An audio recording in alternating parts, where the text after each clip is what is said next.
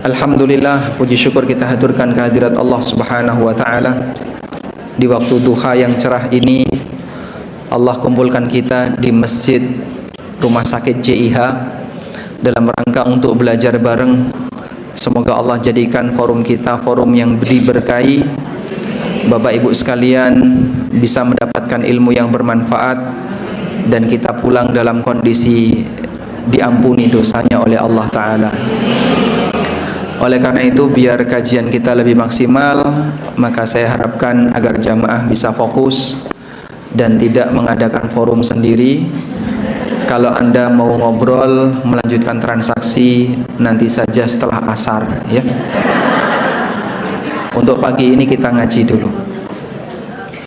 Ini hari Jumat, dan hari Jumat disebut oleh Nabi SAW dengan sebutan apa? Sayyidul Ayyam. Sayyid Al-Ayyam. Sayyid itu artinya pemimpin. Al-Ayyam artinya hari, jamak dari kata yaumun. Sayyidul Ayyam berarti pemimpin hari dalam waktu sepekan. Bahasa lainnya adalah hari yang terbaik dalam syariat Nabi Muhammad sallallahu alaihi wasallam adalah hari Jumat. Ada manusia yang bergelar sebagai Sayyidun Nas, pemimpin umat manusia. Siapa beliau? Rasulullah sallallahu alaihi wasallam. Oleh karena itu Nabi sallallahu alaihi wasallam mengatakan, "Aktsiru alayya salatan yaumal jum'ah. Inna khaira ayyamikum yaumal jum'ah." Sesungguhnya hari terbaik kalian adalah hari Jumat. Fa'akthiru alayya fiha salatan alayya. Karena itu perbanyaklah di hari Jumat memberikan salawat kepadaku. Para ulama mengatakan karena hari Jumat adalah Sayyidul Ayyam, maka kita memberikan salawat kepada Sayyidul Anam. Sayyidul Anam artinya pemimpin bagi seluruh umat manusia. Allahumma salli wa sallim ala nabiyyina Muhammadin wa ala alihi wa sahbihi wa sallam. Dan Bapak Ibu yang kami hormati, dalam situasi ketika Anda nganggur menunggu kajian kok nggak datang-datang, ini jangan-jangan saya di prank, ya. Ketika Anda nganggur seperti itu, jangan sampai lisan ini nganggur. Anda bisa gunakan untuk baca Quran, baca dzikir, termasuk memperbanyak sholawat. Sudah 1 juz, Masya Allah. Berarti dari jam setengah 8 sudah pada kumpul 1 juz. Alhamdulillah. Kalaupun belum dimulai kajiannya, tambah 1 juz lagi, ya. Insya Allah di samping Anda nanti mendapatkan manfaat dari materi kajian, juga bisa beramal di masjid ini. Karena kalau sudah di luar kan kegiatan kita banyak, ya. Di rumah diganggu dengan aneka kegiatan, berinteraksi dengan anak, dengan suami, istri, sehingga terkadang membuat orang jadi lupa untuk ibadah. Tayyib. Berikutnya di kesempatan ini kita akan belajar tentang aneka klenik di dunia wanita, ya. Ada nggak sih wanita yang main klenik? Lebih banyak mana laki dan wanita? Lebih banyak wanita. Sehingga korban dukun itu lebih banyak laki atau wanita? Wanita. Kenapa? Mereka berharap, Pak Ustadz, biar nanti dicintai oleh suaminya, biar rezekinya lancar, biar suaminya tidak meninggalkannya, biar suaminya nggak kawin lagi, dan aneka harapan yang lain. Sehingga mereka melakukan praktek klinik untuk tujuan pengasihan. Dia ngambil praktek perdukunan dalam rangka mencari rasa cinta dari orang lain. Memang kita akui bahwa sihir itu bisa memberi pengaruh. Pengaruhnya bisa sampai menimbulkan suami istri berpisah. Demikian pula sebaliknya, bisa menimbulkan suami istri saling lengket, makin mencintai. Dan pengaruh itu Allah sebutkan dalam Al-Quran. Allah Subhanahu wa ta'ala berfirman di surat Al-Baqarah, wattaba'u ma tatlu syayatinu ala mulki Sulaiman. Orang-orang Yahudi itu mencari-cari kitab yang disembunyikan oleh setan atas nama kerajaan Sulaiman. Jadi setan itu membisikkan kepada orang Yahudi, Raja Sulaiman itu punya pasukan jin, punya pasukan binatang, punya pasukan manusia, bisa mengendalikan pasukan dengan aneka warna, burung-burung juga menjadi pasukannya, karena dia punya kitab sihir. Nah, kitab ini disembunyikan di bawah kursinya Sulaiman, yang ternyata itu adalah permainan setan dalam rangka untuk mengajak orang-orang Yahudi melakukan perbuatan kesyirikan. Akhirnya mereka cari-cari, di mana kitab itu? Kita harus dapatkan kitab itu biar kita bisa menjadi orang yang punya kehebatan seperti Raja Sulaiman. Ada juga yang bilang bahwa Sulaiman itu hebat karena dia punya cincin. Dan cincin ini ketika Sulaiman mati itu tersimpan di bawah kursinya. Maka orang Yahudi berusaha untuk ngejar-ngejar di mana kitab itu dan di mana cincin itu, agar mereka bisa memiliki kekuatan sihir. Lalu Allah katakan, wa ma kafara Sulaiman walakinna syayatina kafaru yu'allimuna an-nasa as-sihra. Sulaiman itu tidak kafir. Beliau tidak pernah belajar sihir dan tidak pernah mengajarkan sihir. Walakinna syayatina kafaru, tapi yang kafir adalah setan. Kenapa? Yu'allimuna an-nasa as-sihra, karena setan itu mengajarkan sihir kepada umat manusia. Jadi ada istilah kegiatan belajar mengajar tapi pesertanya kafir.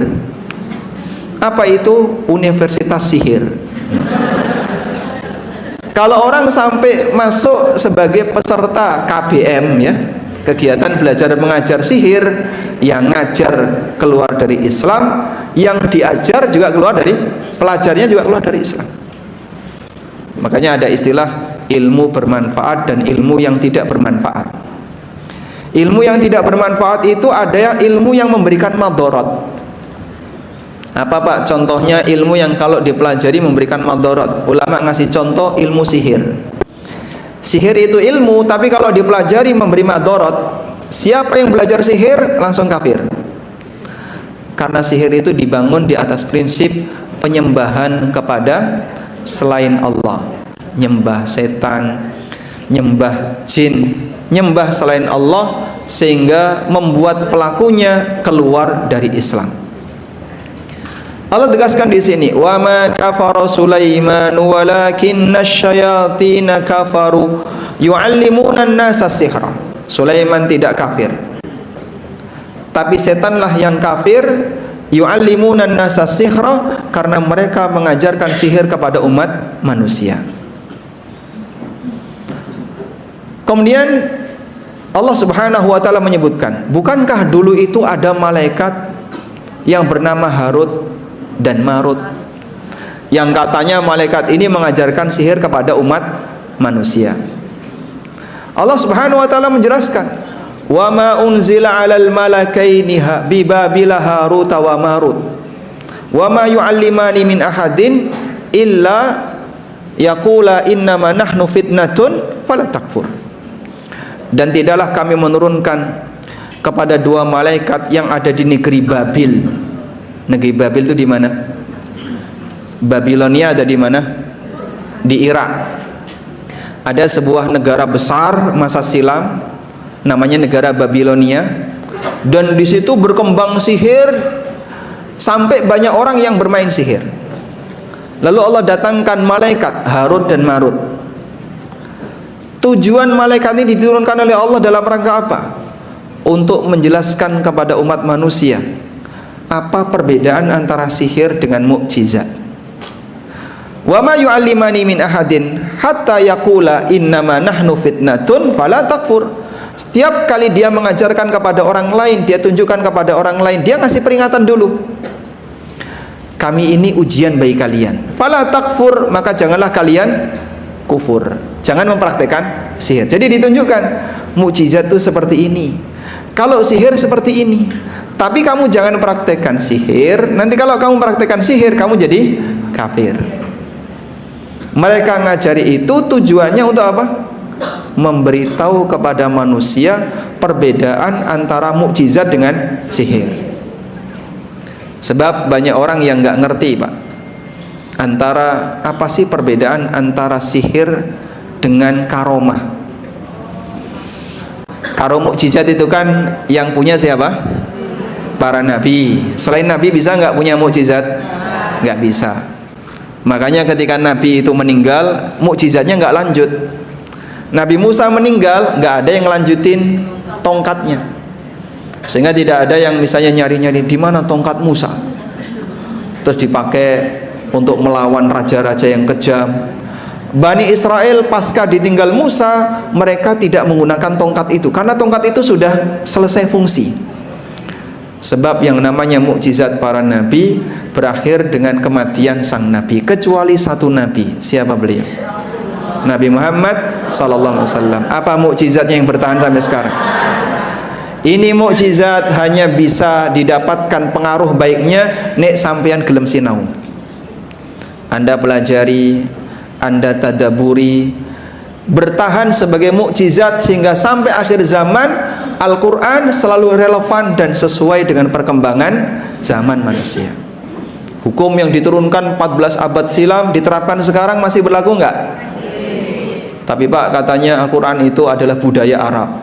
Nah, makanya jilbab itu budaya. Yang merintahkan jilbab ada di mana? Di Al-Quran. Allah yang perintahkan jilbab dalam Al-Quran. Wanita untuk berjilbab. Itu kan budaya Arab. Sejak kapan istrinya Abu Jahal pakai jilbab? Sejak kapan istrinya Abu Lahab pakai jilbab? Jadi kalau itu disebut budaya Arab, salah. Karena orang-orang musyrikin, mereka orang Arab, dan istrinya nggak pakai jilbab. Jilbab itu turun belakangan. Maka jilbab itu perintah Allah, bukan budaya Arab. Baik, kembali ke sini. Dalam posisi ketika sang Nabi ini meninggal, maka mukjizatnya berakhir, kecuali mukjizat Nabi Muhammad SAW. Al-Quran bertahan sampai sekarang. Karena itu manusia mendapatkan tantangan dari Allah. Kalau kalian masih meragukan kebenaran Quran, buat satu surat yang semisal dengan Quran. Gak ada yang berhasil sampai sekarang. Sampai sekarang tantangan itu ada dalam Al-Quran, dan tidak ada satupun orang yang berhasil untuk memenuhi tantangan itu. Berarti mukjizat ini masih bertahan. Baik. Sementara untuk selain Nabi, jika dia mendapatkan kejadian yang luar biasa, disebut apa? Contohnya apa karomah ini? Siapa orang yang dalam Al-Quran diceritakan oleh Allah punya karomah? Maryam radhiyallahu anha. Maryam itu Nabi atau bukan? Kenapa? Gak ada Nabi dari kalangan wanita, sehingga Maryam bukan Nabi. Tapi Maryam punya karomah. Saat Nabi Zakaria masuk ke ruangannya Maryam, falamma dakhala 'alaiha Zakaria wajada 'indaha rizqa. Ketika Nabi Zakaria masuk ke ruangannya Maryam, di mana Maryam itu berada? Di sebuah ruang yang ditutupi, yang disebut dalam Al-Quran dengan mihrab, dan itu berada di sebelah timur dari Masjidil Aqsa. Fattakhadat min dunihim hijaban, dan Maryam memasang hijab sehingga tidak diketahui oleh orang dari luar. Beliau beribadah di dalam hijab itu, di dalam ruangan itu yang disebut dengan mihrab. Saat Nabi Zakaria masuk, beliau jumpai ada makanan. Biasanya yang ngirim makanan untuk Maryam niku sinten? Nabi Zakaria. Kenapa Pak? Karena Nabi Zakaria ini yang merawat Maryam. Sebab Zakaria itu suami dari bibinya Maryam. Istrinya Zakaria itu saudarinya ibunya Maryam. Berarti Maryam dengan istrinya Zakaria apanya? Ponakan. Maryam dengan istrinya Zakaria itu keponakan. Sudah? Sehingga Zakaria sebagai suami dari bibinya Maryam, beliau yang merawat, yang ngasih makan, yang nganterin ransum untuk Maryam. Tiba-tiba ketika Zakaria datang, loh kok sudah ada makanan? Siapa yang nganterin ini? Qala anna laki hadha. Zakaria tanya, kamu dapat dari mana makanan ini? Maryam memberikan jawaban, qalat huwa min indillah. Makanan ini datang dari Allah. Kalau yang ngomong jenengan mungkin gak dipercaya. Tapi ini wanita solihah yang tidak pernah punya riwayat berdusta. Sehingga ketika Maryam mengatakan huwa min indillah, ini makanan datang dari Allah, Zakaria percaya. Berarti ada kejadian luar biasa yang dialami oleh Maryam. Allah berikan makanan yang itu bukan musimnya, dan yang dimaksud adalah buah-buahan. Misalnya sekarang lagi musim apa? Mangga baru awal musim ya, baru awal musim. Bulan apa nggak ada mangga? Bulan apa nggak ada mangga? Ini bukan bulan musimnya mangga, ada mangga. Bukan musimnya apa? Bukan musimnya rambutan, ada rambutan. Kayak gitu ya. Buah itu kan ada musimnya. Anda kalau cari kurma di bulan Mei itu hampir nggak ada. Bulan Mei ya, karena belum waktunya panen. Kurma itu panen sekitar Juli, Agustus ya. Puncak-puncaknya musim panas itu kurma panen. Nah, menjelang panen cari kurma itu susah. Karena panen kemudian jadi bahan makanan dalam waktu setahun, menipis-menipis sampai habis. Ini ada bahan makanan, ada buah-buahan yang bukan musimnya ada di tempatnya Maryam. Nah, itulah yang dicontohkan oleh para ulama, kejadian luar biasa yang dialami oleh Maryam, walaupun beliau bukan seorang nabi, tapi dikasih oleh Allah keistimewaan. Namanya apa ini? Karomah. Dan masih banyak aneka karomah-karomah yang dialami oleh orang-orang soleh masa silam. Mukjizat dan karomah itu satu jalur. Apa Pak jalurnya? Kejadian yang diberikan oleh Allah kepada hamba pilihannya tanpa dipelajari. Karena mukjizat itu tidak bisa dipelajari. Karomah juga tidak bisa dipelajari. Lalu dari mana orang bisa mendapatkan karomah? Orang bisa dapat karomah murni pemberian dari Allah. Sehingga sesoleh apapun orang, kalau dia nggak dikasih karomah oleh Allah, bisa dapat karomah nggak? Nggak bisa. Makanya tidak ada ajaran Nabi SAW yang meminta kita untuk mencari karomah. Ada sebuah keterangan yang disampaikan oleh Abu Ali Al-Juzajani. Beliau menyampaikan seperti ini: kun taliban lil istiqamah wala taliban lil karamah. Jadilah manusia yang berusaha untuk istiqamah, bukan ibadah untuk nyari karamah. Fa inna rabbaka yatlubukal istiqamah wa nafsuka tatlubul karamah. Karena Allah meminta kamu untuk jadi hamba yang istiqamah, sementara nafsumu ingin mencari karamah. Sehingga terkadang kan ada orang yang dia punya bayangan, kapan ya saya ibadah tiba-tiba keluar cahaya terang ya. Ketika saya ibadah tiba-tiba di balik sajadah ada emas. Kapan ketika saya ibadah lagi tahajud tiba-tiba jatuh uang blok, rezeki nomplok langsung sak gepok. Ini semuanya harapan kosong. Enggak benar yang seperti itu. Kamu ibadah yang kamu cari apa? Saya ingin dapat pahala dari Allah, saya ingin mendapatkan surga. Itulah yang dicari. Dan kita diperintahkan oleh Allah untuk beribadah karena itu tugas kita sebagai hamba. Wa ma khalaqtul jinna wal insa illa liya'budun. Tidaklah aku ciptakan jin dan manusia kecuali agar mereka beribadah kepadaku. Di posisi inilah jamaah yang dimulakan Allah Ta'ala, kita diajarkan untuk menjadi hamba. Kamu jadi hamba sampai mati.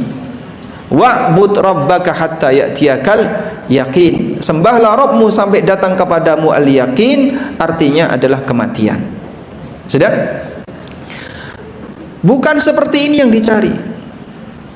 Ada satu cerita yang kisah ini pernah disebutkan kalau nggak salah dalam kitab Tarikh Baghdad. sejarah tentang kota Baghdad.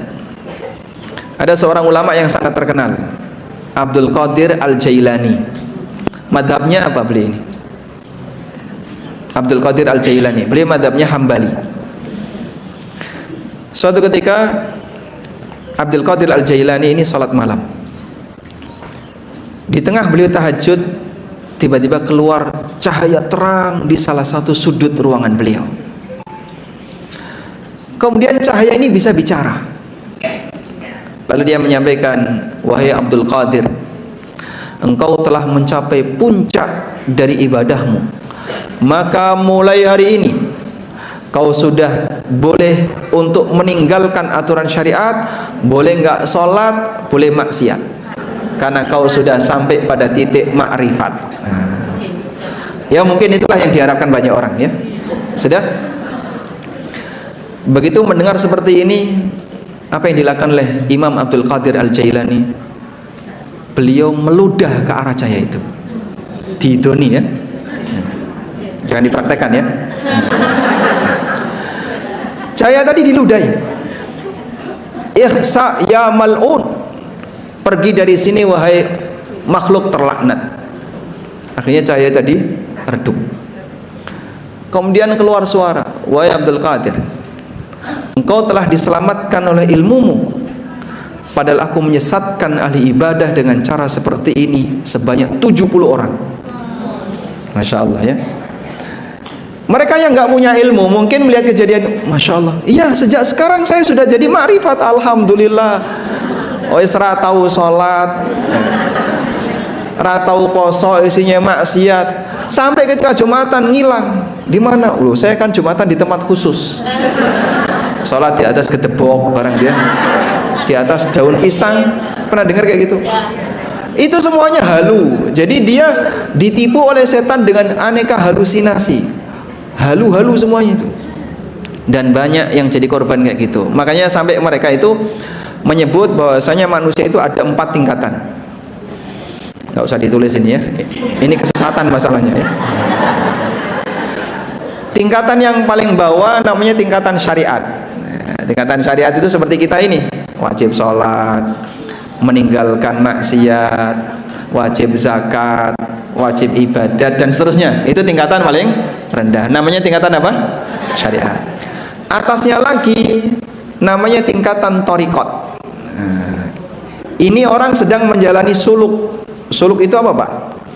Dia sedang menempuh riyadhah, kegiatan khusus agar bisa naik ke jenjang berikutnya. Ada yang misalnya riyadhahnya kamu jalan kaki dari Anyer sampai Panarukan. Wah, menyusuri jalan Dandeles. Ini niru-niru Pak Gubernur Dandeles ya. Ngapain? Ya pokoknya jalan aja, jalan. Nanti kalau ketemu wali-wali Allah di pinggir jalan ya, minta petuah dari mereka. Ada yang bertapa di dalam gua, ada yang nginep di mana, pokoknya nggak karuan ya. Nah kalau berhasil itu, berhasil thariqat, ada yang puasa ngebleng ya, 3 hari 3 malam nggak boleh tidur. Taruhannya besar, gagal gila ya, gagal jadi edan katanya ya. Terus dia puasa mutih, sing dipangan wong sing warnane putih, nasi, telur ya, susu, kertas, sing putih-putih kabeh gitu. Dan aneka model yang lain, ono sing jenenge puasa pati geni, ono sing jenenge poso mutih, ono sing jenenge poso ngebleng. Semua itu adalah aktivitas yang tidak disyaratkan oleh Allah. Ada yang bentuknya dikasih dikir-dikir, kamu dikir ini, kamu dikir ini, dikir ini. Kenapa Pak? Kok seperti itu? Karena dibuat kamuflase seperti syariat, biar orang mau melaksanakan. Padahal hakikatnya apa? Itu adalah ajaran setan. Sebab di balik kamuflase ajaran syariat itu orang terpicu. Oh ini bener kok, bentuknya dikir. Padahal aslinya apa? Itu adalah perbuatan yang melanggar syariat. Sampai pada puncaknya dia mengalami hakikat. Nah ketika sudah mengalami hakikat ini, dia sudah gugur sebagian kewajiban. Boleh tidak sholat, Lalu dia ketika mengalami hakikat menyendiri, jarang berkumpul dengan orang, sering berdiam diri di dalam kamar sampai enggak Jumatan, agar dia bisa mencapai puncak manunggaling kawula lan Gusti yang disebut dengan tingkatan makrifat. Saya dan Tuhan telah bersatu. Anallah wallahu ana. Aku adalah Allah dan Allah adalah aku. Sudah? Atasnya lagi nekat. Nek wis nekat bejat. Dan banyak orang yang tertipu dengan seperti itu. Alhamdulillah jenengan tesih purun ngaji, semoga tidak terpengaruh dengan manusia seperti ini. Begitu keluar buka pengobatan alternatif. Korbannya siapa? Nah itu ibu-ibu yang punya masalah dengan suaminya, mereka yang seret rezekinya, sing loro mari-mari. Karena orang ini dipercaya dia bisa, oh dia ngerti bahasa semut loh ya, hafal 500 kitab, padahal ngapusi. Makanya dukun itu tukang ngapusi. Korbannya ada nggak? Waliyadzubillah. Kita jangan sampai menjadi salah satu dari korbannya. Baik. Jadi kesimpulannya, apa sih perbedaan antara karomah dengan sihir? Karomah tidak bisa dipelajari, kalau sihir bisa dipelajari. Sehingga kalau ada orang mau belajar sihir, bisa, karena sihir itu bisa dipelajari. Tapi kalau orang mau belajar karomah, nggak bisa, sebab karomah itu murni anugerah dari Allah Subhanahu wa ta'ala. Baik, puncak karomah itu apa? Karomah yang tertinggi adalah istiqomah. Maka siapa yang bisa istiqomah, dialah manusia yang memiliki puncak karomah. Saya ulang, puncak karomah adalah istiqomah. Siapa yang istiqomah berarti dia memiliki karomah yang tertinggi. Sebab ini yang paling berat. Makanya kalau jenengan saksikan, kok ada orang yang nggak pernah melakukan kegiatan maksiat, jarang kumpul dengan orang lain untuk maksiat. Biasanya kalau jenengan kumpul ngapain? Ngaji. Masya Allah. Ada yang bilang gini kok, kalau kumpul itu paling cuman ngumpulin, kalau nggak ngumpulin lemak, ngumpulin dosa. Nah yang kayak gini diwaspadai. Dan dia selalu istiqomah, rajin sholat sunnah, rajin puasa sunnah. Itulah hakikat orang yang punya karomah. Di zaman Nabi SAW ada sahabat yang melaporkan, ya Rasulullah, inna li jarah, saya punya tetangga, wa dzukira min siyamiha wa qiyamiha, tetangga saya ini rajin sholat, rajin puasa sunnah, walakin tu'dhi jaraha bilisaniha, tapi mohon maaf ya Rasulullah, dia gampang menyakiti tetangganya dengan lisannya. Raison jogo lisannya. Apa kata Nabi SAW? Hiya finnar. Wong wedok koyong ini nyemplung neraka. Walaupun dia rajin sholat, rajin puasa, tapi ketika dia tidak bisa menjaga lisannya, suka menyakiti tetangganya, maka dia di neraka. Lalu dia cerita lagi, ya Rasulullah wa indi jarah, saya punya tetangga, sholatnya biasa saja, dia ngerjakan sholat sunnah tapi tidak sehebat yang pertama, puasa sunnahnya juga nggak banyak, walakin la tu'di jaraha wa yatasaddaqu bil aqid, dia suka sedekah dengan potongan-potongan keju. Jadi ada keju-keju sisa, itu disedekahkan. Beliau tidak pernah ganggu tetangga, sedekahnya juga bukan sedekah-sedekah yang nilainya besar. Apa kata Nabi SAW? Hiya fil jannah, wanita seperti ini masuk surga. Jadilah orang yang ibadahnya sederhana, tidak masalah, tapi yang penting jaga diri, jangan sampai mendolimi yang lain. Dan kedoliman wanita yang terbesar dari mana? Lisan. tangannya tidak sekuat laki-laki, kakinya tidak sekuat laki-laki, maka dia kalau kemudian mendolimi pakai tangan dan kakinya terbatas. Tapi bakal lisannya nembus batas, nembus tembok, sampai sing mati digerenengi sakit badan. Itulah contoh kehebatan lisan yang sampai bisa nembus nirwana. Makanya tolong dijaga baik-baik ya, sehingga Anda ketika berkomunikasi dengan suami jangan ucapkan kalimat yang bisa memicu emosi dia. Ketika berkomunikasi dengan teman jangan sampai mengorbankan muslim yang lain, misalnya dengan cara diribah dan seterusnya. Tayyib. Kembali ke sini.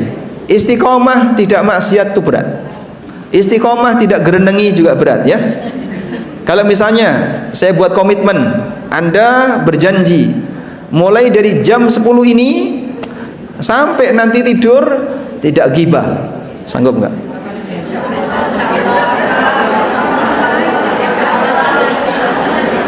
Berjanji ya, berjanji pada diri sendiri. Aku berjanji mulai hari ini aku tidak akan ghibah siapapun. Allahumma syhad, ya Allah engkau yang jadi saksi. Sanggup insyaallah?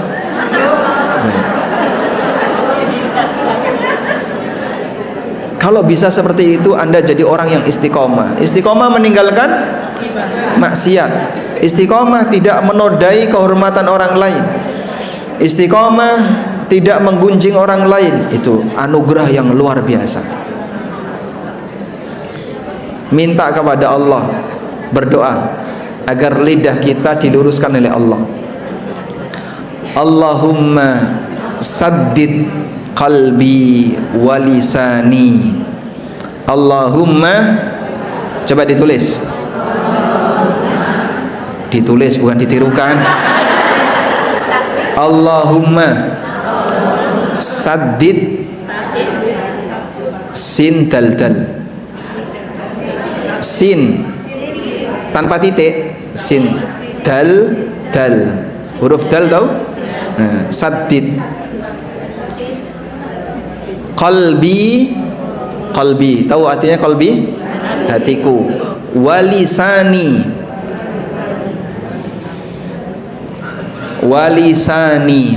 lisan. Insya Allah mudah ya. Mungkin satu kata yang Anda barangkali masih asing, kata saddid tadi ya. Allahumma artinya apa? Ya Allah, saddid, luruskan. Saddid sin dal. Ada tasdidnya, saddid. Dari dal pertama dikasih tasdid. Allahumma saddid qalbi wa lisani. Ya Allah, luruskan hati dan lisanku. Karena dua ini yang paling gampang bengkok. Dan wanita itu yang paling sering bengkok yang mana? Lisan. Makanya Nabi SAW menyebutkan al-mar'ah khuliqat min dila.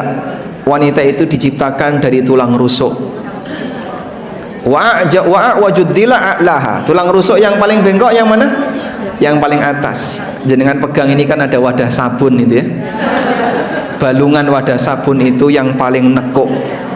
Karena tulang rusuk itu semakin ke bawah nanti makin lurus. Sehingga kenapa disebut tulang rusuk yang paling atas paling bengkok, mengisyaratkan bahwa bagian dari wanita yang paling bengkok adalah lisannya. Allahumma saddid qalbi wa lisani. Ya Allah, luruskan hati dan lisanku. Baik, selanjutnya berkaitan dengan sihir, kembali kepada ayat yang tadi kita baca. Itu ada di surat apa sih? Coba buka surat Al-Baqarah ya. Itu ada di surat Al-Baqarah. Ayat berapa itu? Wa ma kafara Sulaiman walakinna syayatina kafaru. Dan Sulaiman tidak kafir. Ada di Al-Baqarah 102. Lalu Allah Subhanahu wa taala mengatakan, fayata'allamuna minhuma ma yufarriquna bihi bainal mar'i wa zauji. Lalu banyak orang yang belajar dari minhuma, dari malaikat tadi. Siapa? Harut dan Marut. Ternyata yang dipelajari justru sihirnya. Yang kata Allah, ma yufarriquna bihi bainal mar'i wa zauji, yang itu bisa memisahkan seorang wanita, seorang lelaki dengan istrinya. Gara-gara sihir. Mereka belajar ilmu sihir yang bisa menyebabkan suami istri jadi pisah. Sehingga ada orang misalnya pengen gimana caranya biar laki dan perempuan ini pisah, disihir. Dan memang terkadang terjadi sampai akhirnya suami istri ini pisah. Al-Quran menyebutkan, nah ini bukti bahwasanya sihir bisa saja memberikan pengaruh lahiriah, menyebabkan orang benci banget atau seneng banget. Tapi yang bahaya kalau sampai itu dipelajari, apalagi dipraktekkan, yang bersangkutan keluar dari Islam. Ada sebuah cerita yang kejadian ini pernah ada di zaman sahabat.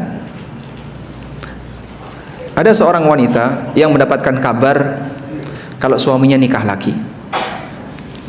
Maka ibu ini merasa sangat sedih dan dia berusaha gimana caranya agar suaminya bisa kembali kepada dirinya, karena suaminya minggat lama dan katanya nikah lagi.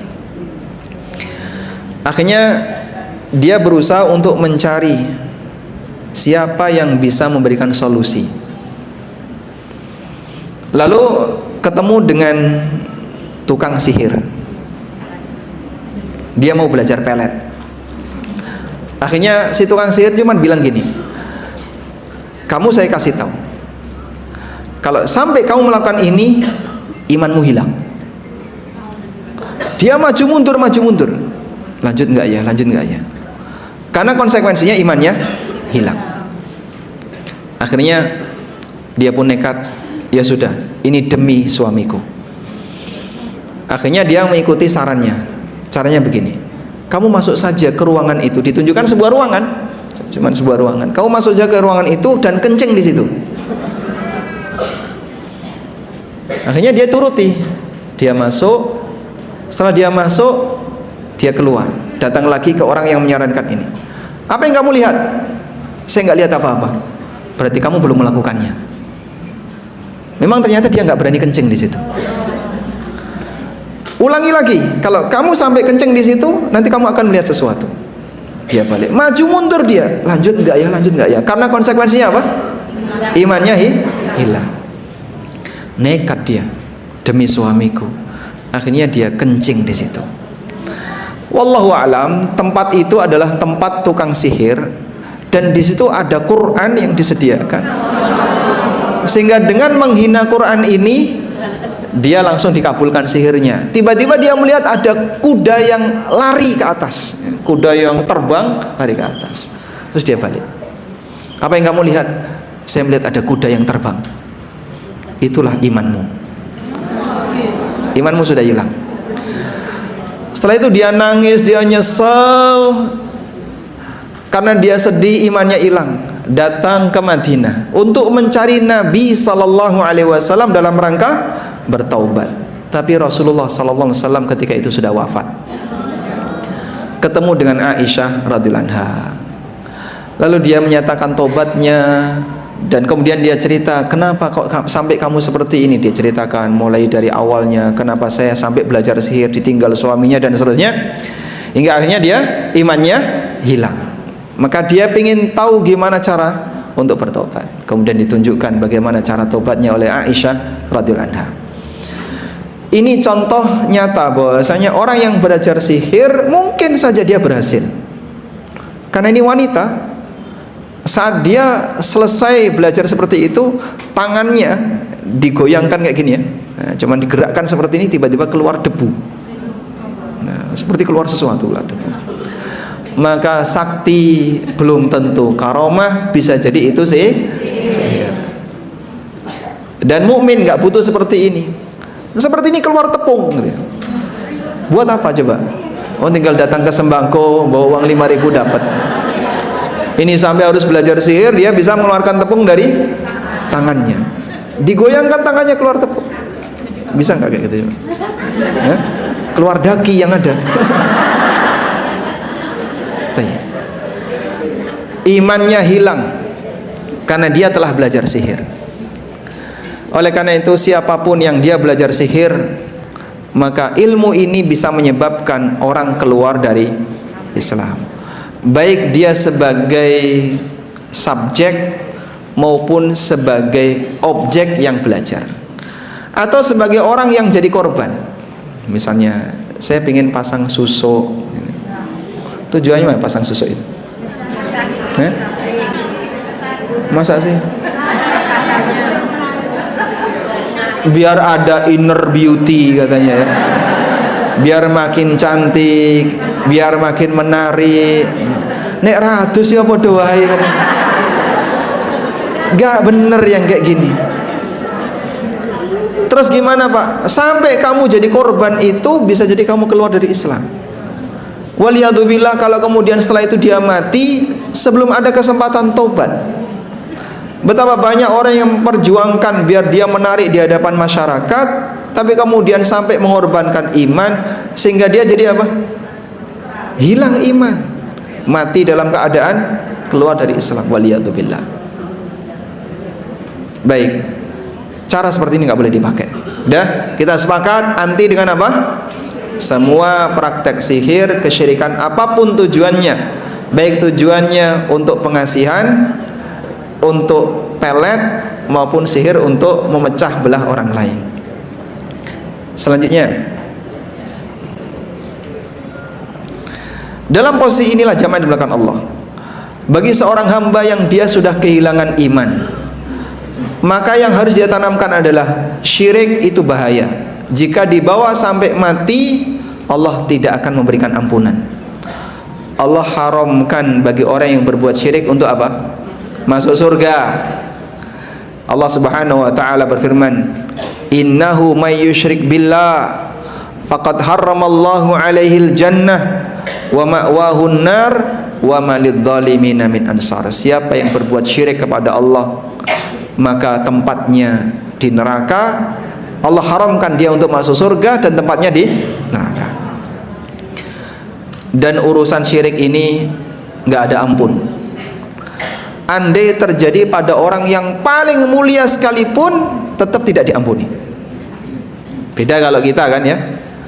Kalau ada orang melanggar hukum, kan tergantung siapa yang melanggar. Sehingga katanya hukum itu tumpul ke atas, tajam ke bawah. Itu hukum manusia. Undang-undang Allah Ta'ala, siapapun yang melakukan pelanggaran syirik, gak ada ampun, walaupun dia seorang nabi. Sampai Nabi Muhammad SAW dikatakan oleh Allah tentang beliau, la in asyrakta la yahbatanna amaluka wa la takunanna minal khasirin. Wahai Muhammad, kalau sampai kau berbuat syirik, seluruh amalmu akan hapus. Padahal itu seorang nabi. Sehingga seorang nabi sekalipun ketika dia berbuat syirik, gak ada ampun. Allah tidak memberikan toleransi sama sekali untuk yang satu ini. Makanya jaga baik-baik ya. Saya anti syirik sampai mati. Saya akan jauhkan diri saya dan keluarga saya dari perbuatan kesyirikan sampai mati. Ini wasiat dari Allah Ta'ala dan wasiat Ibrahim untuk anak-anaknya. Demikian pula wasiat Nabi Yakub, demikian pula wasiat Nabi Muhammad SAW. Para nabi selalu mewasiatkan itu, karena bagian ini gak ada toleran. Lain asyrak talayahbatanna amalu. Kalau kamu sampai berbuat syirik, seluruh amalmu akan terhapus. Wala takunanna minal khasirin, dan kau akan jadi orang yang rugi. Selanjutnya jamaah, pernah ada satu pertanyaan yang disampaikan kepada Dr. Anis Thohir. Siapa sih Pak Dr. Anis Thohir ini? Beliau keturunan Kalimantan, tapi ngajar di Masjid Nabawi, dan beliau pengajar ilmu hadis di Universitas Islam Madinah. Kalau kita di Masjid Nabawi sering hadir di majelis beliau, Dr. Anis Thohir. Pernah main ke Indonesia dan ngisi daurah di Indonesia. Beliau sampai menyampaikan seperti ini. Wahai para tulabul ilmi, para bapak-bapak itu di Masjid Nabawi ya. Nah, di Masjid Nabawi kalau ngisi kan semuanya laki-laki yang hadir. Wahai para mahasiswa, bapak-bapak yang hadir di sini, bersabarlah kalian terhadap kekurangan istri kalian. Jangan ceraikan mereka kecuali kalau melakukan salah satu dari 3 pelanggaran. Jangan kau ceraikan istrimu. Wah, ini kok ulangi ya. Nanti videonya dikirim ke suaminya. Penting ini ya. Catat ya. Catat. Wahai para lelaki, jangan kalian ceraikan istrimu kecuali jika mereka melakukan salah satu dari 3 pelanggaran. Pertama, enggak sholat. Kedua, melanggar kehormatan alias melakukan zina. Yang ketiga, akidah rusak, main dukun atau punya pelanggaran keyakinan, akidahnya rusak. Kalau sampai mereka punya salah satu dari 3 ini, udah nggak usah dipertahankan. Karena kalau sudah sampai pada tingkatan dia melakukan kesyirikan, itu berbahaya bagi anak turunnya. Mungkin dia akan mempengaruhi anak-anaknya, mungkin dia akan mempengaruhi siapa yang kemudian nanti mengajak untuk berbuat syirik. Boh main dukun, main klenik dan seterusnya. Semua itu wajib untuk dihindari. Baik, dan sekali lagi ini nggak ada ampun. Makanya sampai beliau sarankan, kalau ketahuan ada seorang wanita main klenik, suaminya minta ceraikan wanita ini, nggak usah dipertahankan, karena dia membawa penyakit yang paling berbahaya. Maka jamaah, ada seorang nabi yang berusaha menyelamatkan bapaknya tapi tidak diterima. Siapa beliau? Sinten bu? Nabi Ibrahim alaihissalam. Apa sih yang dilakukan oleh Ibrahim kepada bapaknya? Ibrahim ketika di dunia itu minta kepada bapaknya, ya abati la ta'budi syaitan, inna syaitana kana lirrahmani asiyya. Wahai bapakku, jangan kau nyembah setan. Setan itu makhluk yang durhaka kepada Ar-Rahman.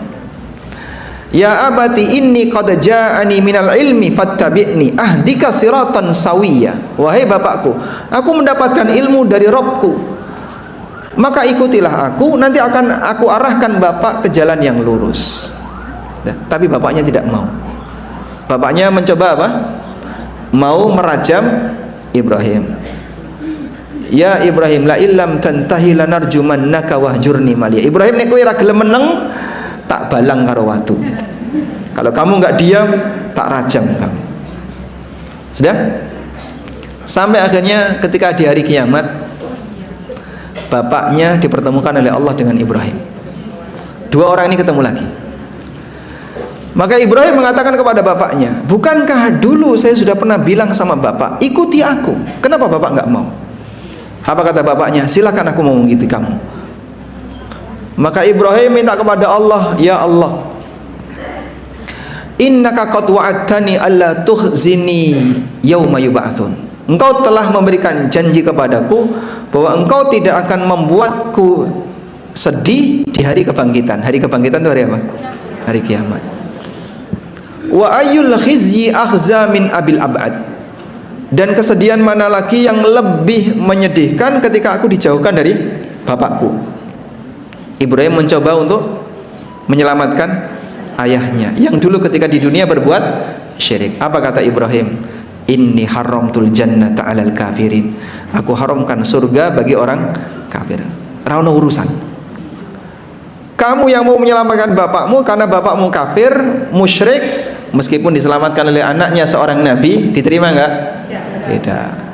Makanya Rasulullah SAW pernah mengatakan kepada Fatimah, ya Fatimatu binta Muhammadin, sali mimma lima syi'ti. Wahai Fatimah putri Muhammad sallallahu alaihi wasallam, kau boleh minta apapun dari hartaku, la ughni anki minallahi syai'a. Tapi ingat, aku tidak bisa menyelamatkan kamu di hadapan Allah sedikit pun. Nabi enggak bisa menyelamatkan keluarganya kalau keluarganya tidak mengikuti beliau sallallahu alaihi wasallam. Bukan ahli tauhid. Baik.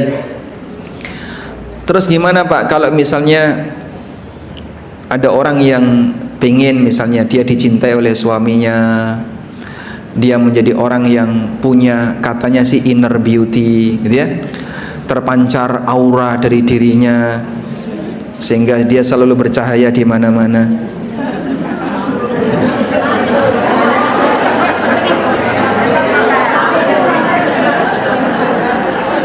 Biar selalu kelihatan glowing misalnya ya. Ada cara yang mudah ya. Pakai minyak. Glowing enggak? Medeni ya. Baik. Ibnu Abbas radhiyallahu anhu pernah menceritakan bahwa ketaatan bisa memberikan pengaruh baik bagi badan. Orang yang mentaati Allah Subhanahu wa taala, maka Allah Subhanahu wa taala akan jadikan wajahnya cerah, Allah berikan kesehatan bagi badannya, dan Allah Subhanahu wa taala lapangkan rizkinya. Makanya para ulama yang rajin ibadah kepada Allah, mereka meskipun nggak pakai make up, tapi masya Allah terpancar wajah orang yang baik, nyaman untuk dipandang, karena beliau adalah orang yang dekat dengan Allah. Li'anna Allaha nurun, karena Allah itu cahaya, dan Allah memberikan cahaya yahdillahu binurihi mayyasha, dan Allah memberikan cahaya kepada siapa saja yang dia kehendaki. Pengaruhnya tidak hanya sebatas dalam urusan hidayah amal, bahkan termasuk diri fisiknya. Makanya para sahabat yang melihat wajah Nabi SAW, mereka katakan apa? Seperti purnama. Di antara mereka ada yang mengatakan, kalau saya melihat bulan purnama, saya teringat Rasulullah SAW. Sebagian yang lain juga ketika memuji ulama seperti itu, kalau saya melihat purnama, saya teringat Imam Fulan, teringat ulama Fulan, teringat ulama Fulan. Mereka wajahnya seperti cahaya, bukan karena pakai make up, tapi suasana orang yang taat kepada Allah dijadikan oleh Allah Subhanahu wa taala wajahnya itu bercahaya. Dari mana Pak wajahnya bercahaya? Wallahu a'lam. Ya, bukan karena pakai HP ya. Kemudian terang malam hari di kegelapan kamar sendirian. Kalau itu buka Shopee. Bukan karena wajahnya bercahaya. Baik. Anda upayakan berbuat taat, melakukan ketaatan, banyak berzikir kepada Allah, qiyamul lail, insyaallah itu memberikan pengaruh bagi kesehatan pribadi dan juga memberikan pengaruh bagi kebaikan fisik. Demikian pula untuk membangun rasa cinta orang lain kepada diri kita. Kemarin sudah kita bahas. Caranya gimana? Kejarlah ridha Allah. Nabi SAW mengatakan gimana? Manil tamasa ridallah bisakhatin nas radhiyallahu anhu wa ardan nas anhu. Siapa yang mencari ridha Allah walaupun dimarahi oleh orang lain, maka Allah Subhanahu wa taala akan ridha kepadanya, dan Allah akan membuat orang lain senang sama dia. Meniti kebenaran itu berat, tapi ketika orang berusaha untuk memperjuangkannya, insya Allah dia akan bisa mendapatkannya. Baik. Ini yang bisa Anda perjuangkan. Jadi kalau ingin menjadi hamba yang badannya sehat ya, kemudian menjadi hamba yang disenangi oleh suami, perjuangkan untuk taat kepada Allah. Insya Allah nanti Allah akan anugerahkan di hati suami rasa cinta kepada istrinya. Atau para suami, jika Anda ingin mendapatkan rasa cinta dari istri, taatlah kepada Allah, maka Allah akan anugerahkan rasa cinta dari sang istri kepada suaminya. Baik, ditaruh di depan aja Bu. Nggak usah maju ya, dilarang maju ya. Baik. Baik, mungkin itu yang bisa kita sampaikan. Semoga menjadi kajian yang bermanfaat. Wassallallahu ala nabi Muhammadin wa ala alihi wa sahbihi wasallam. Ini ada beberapa pertanyaan. Pertanyaan yang pertama, kita sampai jam berapa?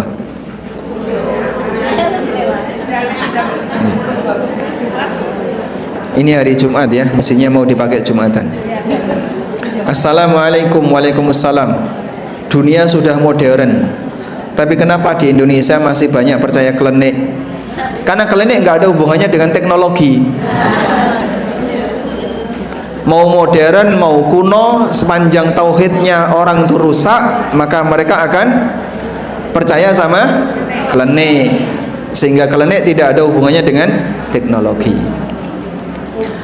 Bahkan sekarang praktek klenik itu ditampilkan di TV, misalnya cek khodam ya. Terus apa lagi, misalnya praktek sihir jadi tayangan di TV, ada nggak? Ada. Sehingga ditayangkan di TV itu bukti bahwasanya teknologi dipakai untuk melayani praktek sihir. Karena itu tidak ada kaitannya antara teknologi dengan sihir. Yang kedua, ciri-ciri orang yang kena penyakit ain dan kena klenik seperti apa? Baik. Orang yang kena penyakit ain itu biasanya tandanya misalnya dia sakit tanpa ada sebab, tiba-tiba demam, tiba-tiba sakit, dan kadang demamnya tinggi. Maka kemungkinan besar yang bersangkutan kena sawanen. Obatnya gimana? Obatnya jika ketemu penyebab ainnya itu lebih bagus. Misalnya ya, dulu di zaman Nabi Sallallahu Alaihi Wasallam ada seorang sahabat namanya Sahal bin Hunayf.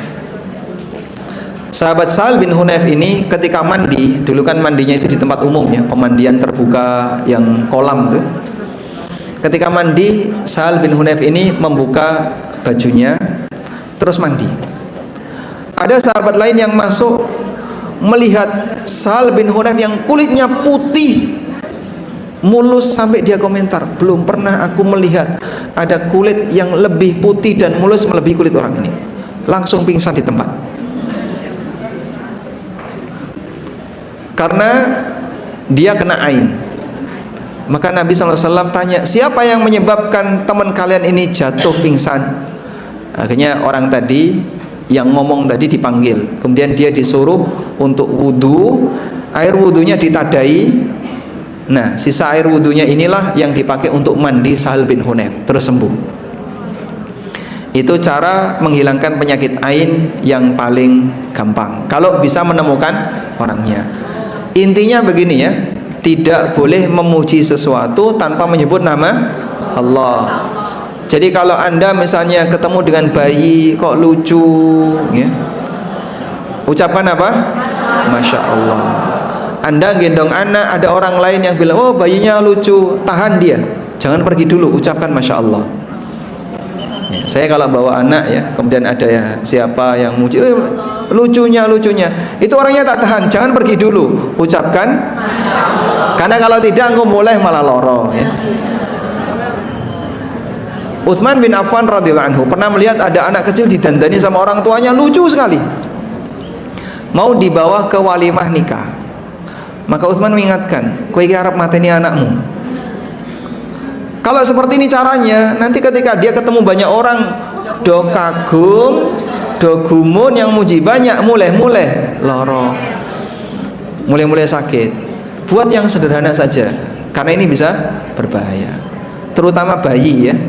Makanya kalau bayi tiba-tiba pulang sakit, itu bisa jadi karena apa? Ain, karena sawanan. Baik.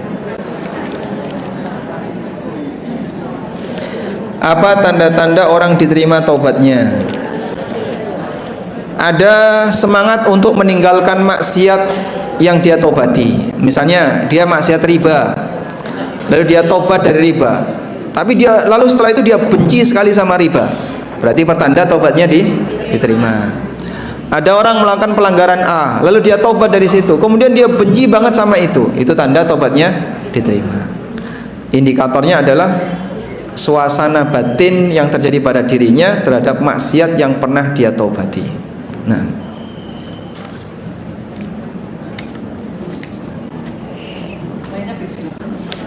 baik. Ini panjang-panjang ya. Jangan panjang-panjang kalau tanya.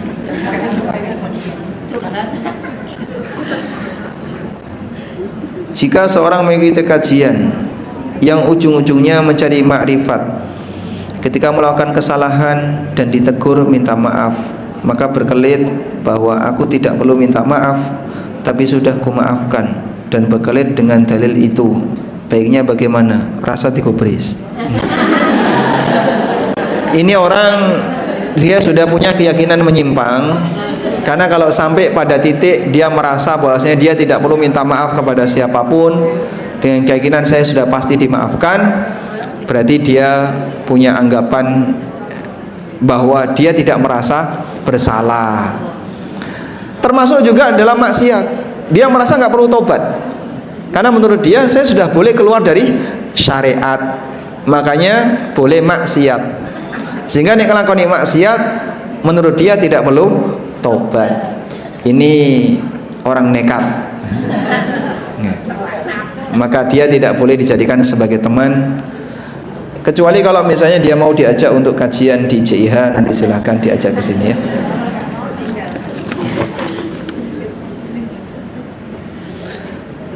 Sewaktu belum tahu agama pernah buat musyrik, tapi sekarang sudah tidak melakukan musyrik lagi, apakah tobatnya diterima? Jika sampai pada tingkatan perbuatan kesyirikan, Anda ucapkan 2 kalimat syahadat, memperbarui syahadat, dan kemudian Anda menyesali perbuatan kesyirikan itu dan bertekad untuk tidak mengulanginya. Alhamdulillah, semoga diterima agar dosa syirik ini tidak dibawa mati. Karena kalau sampai dosa syirik dibawa mati, konsekuensinya apa? Diharamkan masuk surga. Waliyadzubillah.